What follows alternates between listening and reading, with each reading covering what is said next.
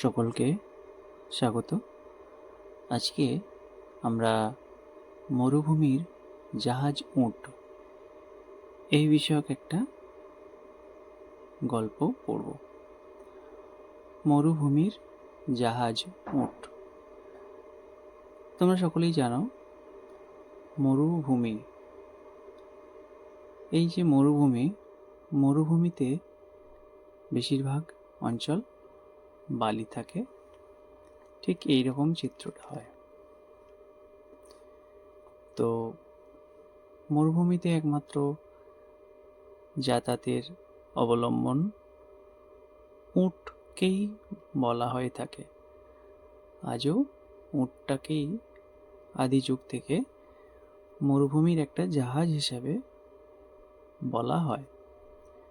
তো সেই বিষয়ক একটা গল্প আছে, সেটা একটু আমরা আজকে আলোচনা করব। দেখা যাক গল্পটাতে কি বলছে। মন দিয়ে বুঝে নেওয়ার চেষ্টা করো সকলে। কৃষ্ণেন্দু ও বিষ্ণুপদ দুই বন্ধু। কৃষ্ণেন্দু ও বিষ্ণুপদ দুই বন্ধু, অর্থাৎ দুই বন্ধুর মধ্যে কিছু একটা বিষয় নিয়ে বলা হচ্ছে। তারা ঠিক করলো রাজস্থানে মরুভূমি দেখতে যাবে। আমরা জানি ভারতবর্ষের রাজস্থানে মরুভূমি আছে এবং সেখানে অনেকেই ভ্রমণে যায়। তারা ঠিক করলো যে রাজস্থানে মরুভূমি দেখতে যাবে আর দেখবে ভাগ্নে পাহাড়। ঠিক আছে।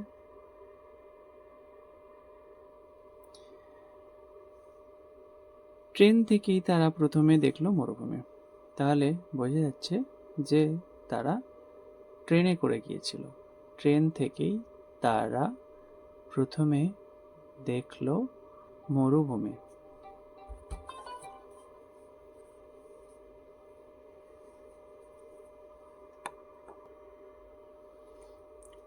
তাহলে আর তার বুকের উপর দিয়ে যাচ্ছে জাহাজ। এখানে তার বুকের বলতে মরুভূমির বুকের কথা বলা হয়েছে। উপর দিয়ে যাচ্ছে জাহাজ, মরুভূমির জাহাজ। এটাকে ইন্ডিকেট করছে যে মরুভূমির যে জাহাজ, অর্থাৎ উটকে বোঝানো হয়েছে। ঠিক আছে। মরুভূমির জাহাজ এই কথাটাকে কোটেড করা হয়েছে, অর্থাৎ শুধুমাত্র উটকেই আমরা বলতে পারি। এবারে মরুভূমির জাহাজ কাকে বলে জানো? একটা কোশ্চেন করছে। মরুভূমির জাহাজ কাকে বলে জানো? চলো, মরুভূমির উটকে মরুভূমির জাহাজ বলে। পরিষ্কার কথা, স্ট্রেট ফরওয়ার্ড। মরুভূমির চারিদিকে আছে কেবল ধু ধু উষ্ণ বালি আর বালি। তাহলে মরুভূমির চারিদিকে আছে কেবল ধু ধু উষ্ণ বালি আর বালি, এছাড়া কিছুই নাই। গাছপালা একেবারে নেই বললেই চলে। গাছপালা একেবারে নেই বললেই চলে। তাহলে মরুভূমির উপর দিয়ে যাতায়াত করার কি উপায় আছে? বিশাল মরুভূমির উপর দিয়ে যাতায়াতের দেখো সবাই যাচ্ছে। এই একমাত্র অবলম্বন হলো উট। একমাত্র অবলম্বন হলো উট। উট খুব সহিষ্ণু প্রাণী, অর্থাৎ খুবই সহ্য করতে পারে। কিছুদিন জল না খেয়েও থাকতে পারে। অনেক শক্ত, অনেক কঠোর, অনেক পরিশ্রমী এবং নীরব। তাহলে উট খুব সহিষ্ণু প্রাণী, কথাটা কিন্তু খুবই বাস্তব। অনেক প্রাণী আছে বর্তমানে যারা সহ্য করতে পারে না, কিন্তু উট হচ্ছে খুবই সহিষ্ণু প্রাণী। তারা অনেক দিন জল পান না করেও থাকতে পারে। উট অনেকটা পরিমাণ জল একসঙ্গে পান করে নেয়। উট অনেকটা পরিমাণ জল একসঙ্গে পান করে নেয়। তারপর মরুভূমির ওপর দিয়ে চলার সময় তৃষ্ণা পেলে নিজের পিঠের কুঁজের মধ্যে ধরে রাখা ওই জল তাদের তৃষ্ণা মেটায়। অর্থাৎ উটের পিঠে একটা কুঁজো থাকে, যেখানে চামড়ার বা বিভিন্ন রকম থলি ব্যাগের মতো যাতে জল ভরা থাকে। সেই জলটা উটের জন্য রিজার্ভ থাকে, সেই জলটা তারা খেয়ে তৃষ্ণা মেটায়। এছাড়া উট উষ্ণ বালির উপর দিয়ে চলাফেরা সহজে করতে পারে। এটা একটা তার সহজাত প্রবৃত্তি, অর্থাৎ তার জন্মগত বলো বা যে যে বৈশিষ্ট্য। যেমন কিছু প্রাণী আছে যারা শীতে বরফের উপর দিয়ে ভালো চলাচল করতে পারে, থাকতে পারে, বাঁচতে পারে, কিন্তু উট একমাত্র এমন প্রাণী যে উষ্ণ বালির উপর দিয়ে চলাফেরা করতে পারে। এই সব কারণে উটকে মরুভূমির জাহাজ বলা হয়। ঠিক আছে, তাহলে প্রথমে আমরা বলতে পারি যে উটকে মরুভূমির জাহাজ কেন বলা হয়। সেই কথাটা বলতে গেলে আমরা বলতেই পারি যে উট খুবই সহিষ্ণু প্রাণী, অনেক দিন জল পান না করে থাকতে পারে। উটের পিঠের ওপর একটা কুব্জ থাকে, যেখানে জল রিজার্ভ থাকলে সেটা পান করে সে নিজের তৃষ্ণা মেটায়, এবং এই উষ্ণ বালির ওপর দিয়ে সহজেই চলাফেরা করতে পারে। এই কারণে উটকে মরুভূমির জাহাজ বলা হয়। আর রাজস্থানে তো আছে সেই বিখ্যাত সোনার কেল্লা। সোনার কেল্লা একটা জায়গা যেটা বাড়ির মতো, একটু যেতে হয় সেই সোনার কেল্লা। তোমরা যেতে থাকবে, যেখানে আমাদের শরৎচন্দ্র চট্টোপাধ্যায়ের সত্যজিৎ রায়ের বিষয়ক একটা ফিল্ম তৈরি হয়েছিল। প্রাচীন রাজাদের সযত্নে গড়ে তোলা এইসব কেল্লা আমাদের দেশের একটা সম্পদ। ঠিক একদম। মরুভূমির মধ্যে অনেক সময় মরুদ্যান দেখা যায়। মরুভূমির মধ্যে অনেক সময় মরুদ্যান দেখা যায় বলতে, মরুভূমির বিভিন্ন প্রান্তে দূরে দূরে যখন দেখা যায় কিছু গাছ কিছু জায়গায় জল জমে থাকা অবস্থায় দেখতে পাওয়া যায়, সেটা মরুদ্যান হিসেবে বলা হয়। এটা আমাদের একটি সুন্দর এবং আকর্ষণীয় গল্প। এখানে বাংলার যে বিষয় দেখো, বলছে পাঠ্যাংশের শব্দার্থ। পাঠ্যাংশের শব্দার্থ মানে আমরা যে কিছু কঠিন ভাষা ব্যবহার করা হয়, সেখানে দেখো ভগ্ন, ভ গয়ে দন্তের ন, ভ গয়ে দন্তের ন, অর্থাৎ ভগ্ন মানে ভাঙা, ভা একা ভাঙা। গড়, এখানে গড় বলতে দুর্গ বা কেল্লাকে বুঝিয়েছে। ঠিক আছে, গড় বলতে দুর্গ বা কেল্লাকে বুঝিয়েছে। তোমরা জানো উষ্ণ মানে গরম, উষ্ণ মানে গরম। অবলম্বন, অবলম্বন কথাটার অর্থ হচ্ছে নির্ভর বা আশ্রয় নেওয়া, নির্ভর করা বা আশ্রয় নেওয়া। সহিষ্ণু, উট খুবই সহিষ্ণু, যেটা বলছে সহিষ্ণু মানে সইতে পারা, অর্থাৎ অনেক কষ্ট যন্ত্রণা সহ্য করতে পারে। তৃষ্ণা, তৃষ্ণা বলতে আমরা জানি সকলেই পিপাসা, অর্থাৎ জল পিপাসা একটা বিশেষ তৃষ্ণা হিসেবে আমরা জানি। ঠিক আছে, নেক্সট।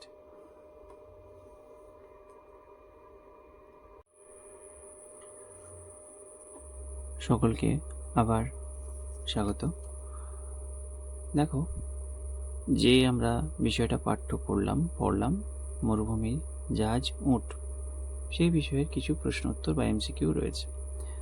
6 দাগ দেখো, বন্ধনীর সঠিক উত্তরটি পাশের টিক চিহ্ন দাও। MCQ test. তাহলে দেখা যাক ক কি বলছে। মরুভূমি দেখতে পাওয়া যায় রাজস্থানে, সিমলায়। সাধারণত মরুভূমি দেখতে পাওয়া যায় রাজস্থানে, এখানে টিক মারা হবে। তাহলে মরুভূমি দেখতে পাওয়া যায় রাজস্থানে, এখানে টিক দেব। খ, কৃষ্ণেন্দু ও বিষ্ণুপদ দুই বন্ধু শত্রু। আমরা একটু আগেই পড়েছি কৃষ্ণেন্দু ও বিষ্ণুপদ দুই বন্ধু হবে, এই ঘরে টিক হবে। ঠিক আছে। গ, মরুভূমির জাহাজ বলা হয় বাঘকে, না উটকে। একটু আগেই আমরা জেনেছি মরুভূমির জাহাজ বলা হয় উটকে, এখানে টিক দেওয়া হবে। ঘ, মরুভূমির একমাত্র যানবাহন হলো বাস, উট। মরুভূমির একমাত্র যানবাহন হলো বাস, উট, অর্থাৎ উট হবে। ঠিক আছে। এসো তারপরে 7 কি বলছে, নিচের শূন্যস্থানগুলি পূরণ করো। ক, ড্যাশ থেকেই তারা প্রথমে দেখলো মরুভূমি। তারা কোথা থেকে? ট্রেন থেকেই তারা প্রথমে দেখলো মরুভূমি, অর্থাৎ তারা ট্রেনে করে এসেছিল। খ, মরুভূমির উটকে মরুভূমির ড্যাশ বলে। মরুভূমির উটকে মরুভূমির জাহাজ বলে। এরপর গ, ড্যাশ একেবারেই নেই বললে চলে। গাছপালা একেবারেই নেই বললেই চলে, খুব কম। ঘ, ড্যাশ অনেকটা পরিমাণ জল একসঙ্গে পান করে নেয়। উট অনেকটা পরিমাণ জল একসঙ্গে পান করে নেয়। এরপরে 8 কোশ্চেনটা দেখো। সঠিক উত্তরটিতে টিক চিহ্ন ও ভুল উত্তরটিতে ক্রস চিহ্ন দাও। চলো একেরটা বা একের ক, কৃষ্ণেন্দু ও বিষ্ণুপদ দুই বন্ধু। এটা সত্যি, তাহলে টিক দেওয়া হবে। কৃষ্ণেন্দু বিষ্ণুপদ দুই বন্ধু, টিক, এখানটায় টিক বসবে। খ, তারা দার্জিলিং বেড়াতে গিয়েছিল। তারা রাজস্থানে বেড়াতে গিয়েছিল, এটা ক্রস চিহ্ন হবে। গ, উটকে বলা হয় মরুভূমির জাহাজ। একদম ঠিক, টিক দাও এখানে। ঘ, মরুভূমিতে শুধু বালি আর বালি। মরুভূমিতে শুধু বালি আর বালি, একদম ঠিক, তাহলে এটা টিক চিহ্ন হবে। ওকে, এরপরে দেখা যাক বাঁ দিক ও ডান দিক মিল করো। তাহলে বাঁ দিকে আছে রাজস্থানে দেখা যায় মরুভূমি। রাজস্থানে দেখা যায় মরুভূমি, এটা এখানটায় লিখলে ভালো হয়। রাজস্থানে দেখা যায় মরুভূমি। উটকে বলা হয় মরুভূমির জাহাজ, তাহলে খয়েরটা হবে গ, উটকে বলা হয় মরুভূমির জাহাজ। সেন্টেন্সটা পূর্ণ হয়ে গেল। সোনার কেল্লা রয়েছে রাজস্থানে। সোনার কেল্লা রয়েছে রাজস্থানে।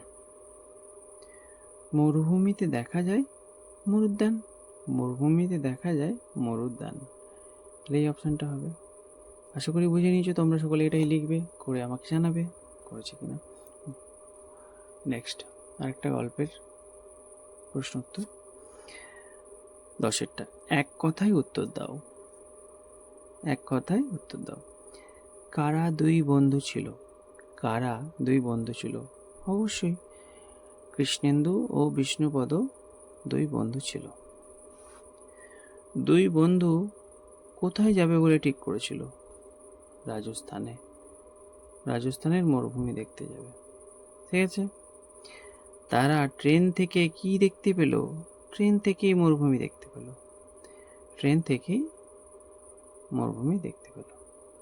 ঠিক আছে, মরুভূমির উপর দিয়ে যাওয়ার একমাত্র উপায় কি? মরুভূমির উপর দিয়ে একমাত্র যাওয়ার অবলম্বন হলো উট, যাকে মরুভূমির জাহাজ বলা হয়। এরপরে এসো 11 নম্বর কোশ্চেন। একটি বা দুটি বাক্যে উত্তর দাও। কোথায় ধু ধু বালি আর বালি? মরুভূমিতে শুধুমাত্র ধুধু বালি আর বালি। রাজস্থানের মরুভূমিতে শুধু ধুধু বালি আর বালি। মরুভূমিতে কি কি আছে? মরুভূমিতে মরুদ্যান আছে, মরুভূমিতে উট আছে, মরুভূমির জাহাজ উট আছে, এবং খুব অল্প গাছপালা দেখা যায়। মরুভূমির জাহাজ কাকে বলে ও কেন? মরুভূমির জাহাজ বলা হয় উটকে, কারণ উট খুবই সহিষ্ণু প্রাণী, অনেক দিন জল পান না করেই থাকতে পারে। ঠিক আছে, উট সম্পর্কে 2-3টি বাক্যে লেখো। উট একটি খুব সহিষ্ণু প্রাণী, অনেক দিন জল পান না করেও থাকতে পারে, এবং উট অত্যন্ত সহজে বালির উপর দিয়ে চলাচল করতে পারে, তাই উটকে মরুভূমির জাহাজ বলা হয়। ঠিক আছে।